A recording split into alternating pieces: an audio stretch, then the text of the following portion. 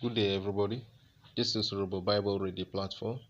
Today I'm reading Matthew chapter 12, verse 38 to 42 in Horrible language.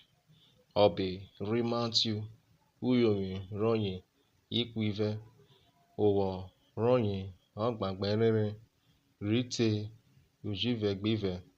Verse 38. Evobe Isiebena Kugbe Farsina Data Kene Oyonu Amarigwono Okane Obonwe Re. Verse 39. Eke vuovu Olatake Ayene Orwa Umuemuna Kugbe Eworo Efiana Omagwono Oka Asabe Oka Ke Oma Jokpare Oka Rijona Re Omraruna. Verse 40.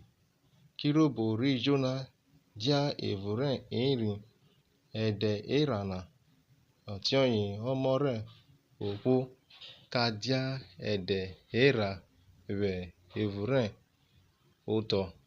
Verse 41.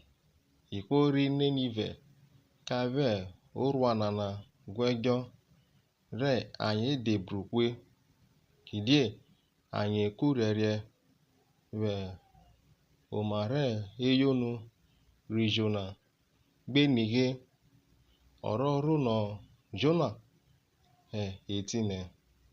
Verse 42.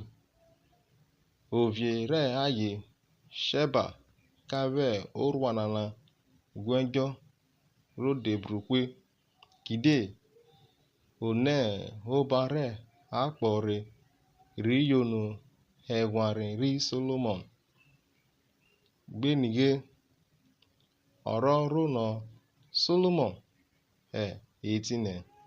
Wakobiro.